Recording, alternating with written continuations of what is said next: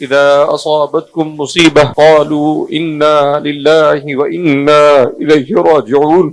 زندگی میں کبھی میں نے یہ تصور بھی نہیں کیا تھا کہ ہماری زندگی میں والد صاحب اس طرح سے رخصت ہو جائیں گے۔ میری زندگی میں آپ کے جیسا صابر میری آنکھوں نے نہیں دیکھا۔ جب بھی پوچھتا کہ ابا کوئی تکلیف ہے آپ کو، فرماتے الحمدللہ اللہ رب العزت نے آپ کو قابل رشک موت عطا فرمائی۔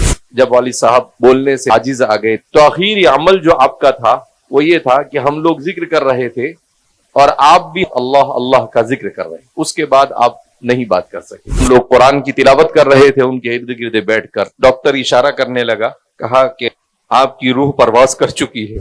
خدا پاک کی قسم ان کی روح ایسے پرواز کر گئی کہ ان کی آنکھوں کی پلک بھی ہلی نہیں۔ میں والد صاحب کے سر پر ہاتھ رکھ کر رکوع پڑھ رہا تھا، مجھے بھی محسوس نہیں ہوا کہ آپ کی جان کب نکل گئی۔ میں نے آپ کی پیشانی پر بوسہ دیا، حضرت ابوبکر کی سنت کو زندہ کیا، طبت حیا وطبت میتا۔